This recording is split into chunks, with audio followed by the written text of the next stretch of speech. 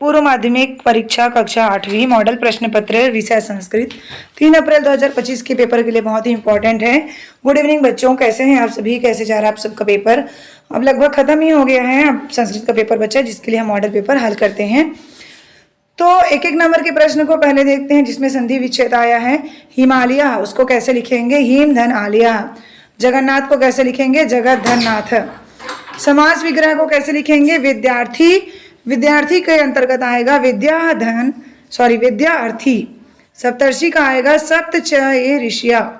विलोम शब्द लिखना है तो पर्वत का विलोम होगा नदी, और गगन का है पृथ्वी।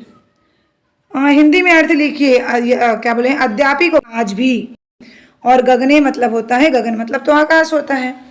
आगे देखते हैं, पुरुष व वचन बताइए। गमिष्यति वसंती, गमिष्यति का है मध्यम पुरुष एक वचन, और वसंती का है प्रथम पुरुष बहुवचन।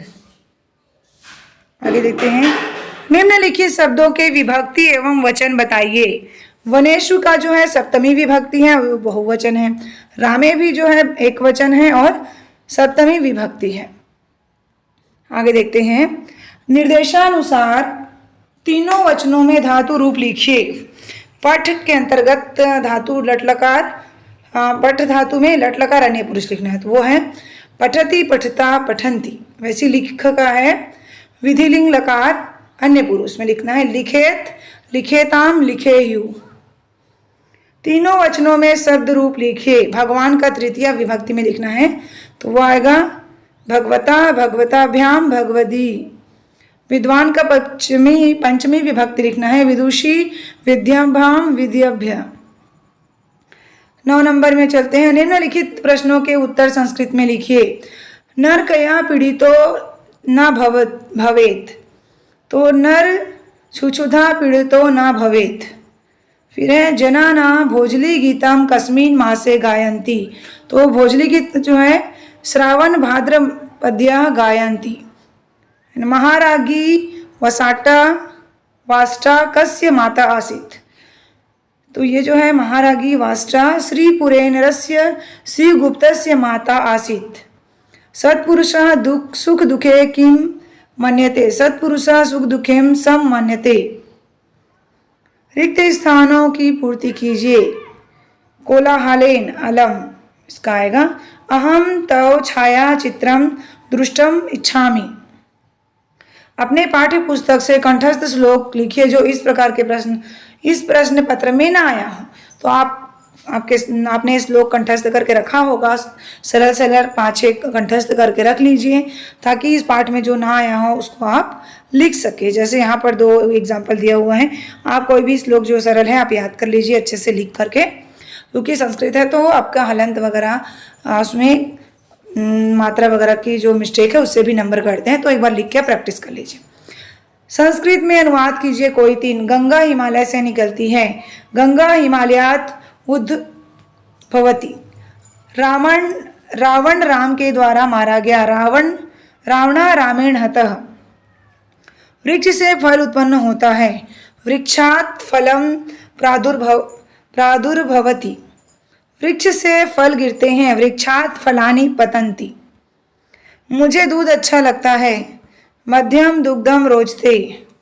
निम्न शब्दों का संस्कृत में वाक्य में प्रयोग कीजिए। जलम, अहम जलम पीबाबी। परिता का क्या होगा? ग्रामम परितः वृक्षा संति। कदा का होगा? त्वम कदा पठसी। स का होगा रामेण सह मोहन गच्छति। अब आपको उचित संबंध जोड़ना है। भावर गीता, आप लोग को पता होगा भावर गीत, भावर छत्तीसगढ़ी शब्द है ना, विवाह संस्कार में होता है। और फाग गीत कब होता है? ये फागुन में होता है। वैसे ही भूतवा, थोड़ा नीचे करते हैं, भूतवा जो है ये जो है कत्वा प्रत्यय है ना। और सघौरी गीत, सघौरी कब होते हैं आप लोग को पता होगा, ये जो है सीमंत संस्कारी। और 5वां का है ना शोभते, कौन नहीं शोभा होता है? विद्याहीन शोभा नहीं होता। फाग गीत का तो हो गया ना फागुन, और भावर गीत का हो गया विवाह संस्कार। हम लोग को अलग से एक जगह दिया रहता है उसमें लिखना होता है ना, आप लोग लिख लेंगे। निम्न श्लोक की व्याख्या कीजिए। इस प्रकार से श्लोक दिया रहेगा, इसको हम पढ़ लेते हैं। ये श्लोक है, आप लोग पढ़ लीजिए। इसका व्याख्या कैसे करेंगे, देखो। अन्न देने वाला, अन्नदाता है ना, भय से बचाने वाला, विद्या पढ़ाने वाला, जन्म देने वाला और यज्ञोपवीत आदि संस्कार करने वाला, ये 5 पिता कहे गए हैं, 5 पिता। उसके बाद दूसरा है करके गमनम, ये हो गया उसका संस्कृत है, उसको अर्थ निकालना है। नरक में जाना श्रेष्ठ है, जंगल की आग में जल जाना श्रेष्ठ है, अच्छा है। समुद्र के अगाध जल में डूब जाना भी उत्तम है, किंतु परतंत्र रहना अच्छा नहीं है, गुलाम रहना अच्छा नहीं है। गद्यांश का हिंदी में अनुवाद लिखे, ये दिया हुआ है अनुशासन के बारे में, इसका हिंदी में अर्थ आपको लिखना है। अनुशासन के 2 भेद हैं, आंतरिक और बाह्य। बाहरी अनुशासन परिवारों में, विद्यालय में दिखाई देता है, जो बाहर से होता है। और आत्म अनुशासन जो है मजबूत अनुशासन कहा जाता है, स्वयं में होता है। स्वयं अनुशासित मनुष्य संयमी होता है, संयमी शरीर, देह और मन को नियंत्रित करता है। आत्मा स्वयं पर अनुशासन कल्याणकारी है।